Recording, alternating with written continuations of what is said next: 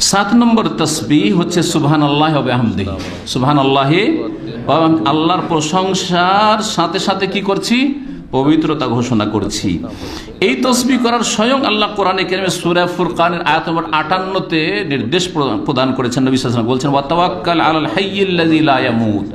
হে নবী বা হে মানুষ, হে মুসলিম, তুমি সেই চিরঞ্জীবের ওপর আস্থা ভরসা করো যিনি কখনো মৃত্যুবরণ করবেন না বা মৃত্যু বা মুখে পতিত হবেন না।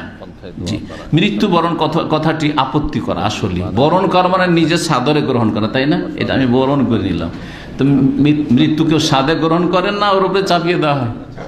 কেউ মরতে চায় যে আমি সাদরে মৃত্যুটা বরণ করে নিলাম। তো বাংলা, আসলে আমাদের দেশের বাংলাগুলি এমন হয়েছে সেগুলো নাস্তিকদের ভাষা অথবা হিন্দুদের ভাষা। আসলে মৃত্যু বরণ করার জিনিস না, মৃত্যু আল্লাহর পক্ষ থেকে চাপিয়ে দেওয়া হয়েছে। এক্ষুনি মরতে হবে, তো ও উপায় নেই তোমার। হ্যাঁ, মরণ থেকে পালাবার চেষ্টা করছে, আপ্রাণ বাঁচতে পারলেন না আপনি, তাহলে কে মৃত্যু বরণ করছে? তো ওয়াসাব্বিহ বিহামদিহি, এবং তার প্রশংসা বিজড়িত তাসবিহ করো। এই তাসবিহ হচ্ছে ফেরেশতাদের তাসবিহ। এই তাসবিহ শুধু মানুষের তাসবিহ নয়, এই তাসবিহ এমনকি মালায়েকারা, ফেরেশতারা তাসবিহ করেন। এই জন্য সূরা বাকারার আয়াত নম্বর 30-এ রয়েছে, যখন আল্লাহ রাব্বুল আলামিন প্রকাশ করলেন কথাটি যে আমি পৃথিবীতে কি করব, একজন মানুষ তৈরি করব যে আবাদ করবে এই জমিনকে, ইন্নী জাইল ফিল আরদি খলিফা। তখন মালায়েকারা কি বলেছিল? কালা তাজালু ফিহা মান ইউফসিদু ফিহা ওয়া ইয়াসফিকু দিমা ওয়া নাহনু নুসাব্বিহু বিহামদিক ওয়া নুকাদ্দিসু লাক।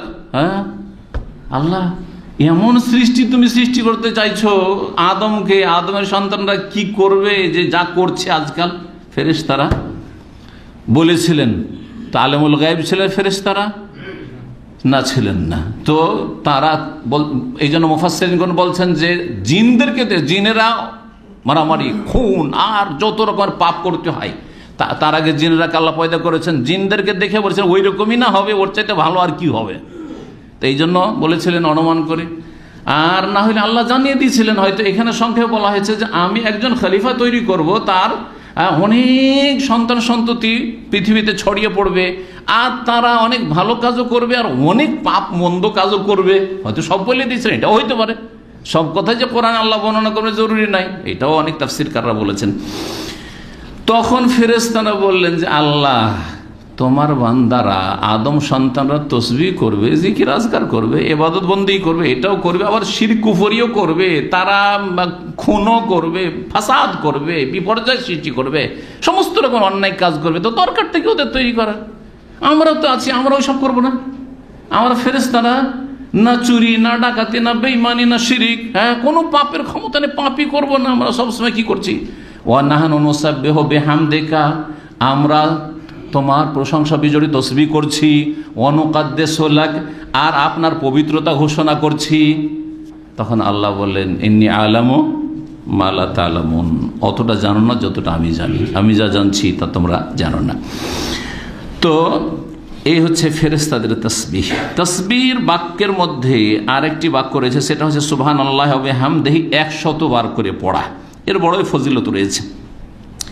নবী করিম সাল্লাল্লাহু আলাইহি ওয়াসাল্লাম বলেছেন ইন্না আহাব্বাল কালাম ইলাল্লাহ, সবচেয়ে প্রিয় কথা আল্লাহর কাছে হচ্ছে সুবহানাল্লাহি ওয়া বিহামদিহি। এটা সহিহ মুসলিমের হাদিস, সুবহানাল্লাহি ওয়া বিহামদিহি, এটা একটি হাদিস। আর একটি হাদিসে রয়েছে আহাব্বুল কালাম ইলাল্লাহি আরবা, আল্লাহর কাছে সবচেয়ে প্রিয় কথা হচ্ছে, প্রিয় বাণী হচ্ছে 4টি, সুবহানাল্লাহি আলহামদুলিল্লাহি আর লা ইলাহা ইল্লাল্লাহ আল্লাহু আকবার, সবচেয়ে প্রিয় বাণী। কারণ এই বাণীগুলি মানুষকে শেখানোর জন্য, এই কথাগুলি, এই বাণীগুলিতে যে অর্থগুলি রয়েছে এগুলি শেখানোর জন্য তো কোরআন কারীম নাযিল হয়েছে। এতে রয়েছে তাওহীদ, এতে রয়েছে আল্লাহর প্রশংসা, এতে রয়েছে আল্লাহর হক। হ্যাঁ, যখন আল্লাহর হক আদায় করবে তো মানুষের হক আদায় করতে হবে। যা কিছু কোরআন এবং হাদিসে ওয়াহিতে রয়েছে সব কিছু হচ্ছে এই বাক্যগুলির বাস্তবায়নের জন্য।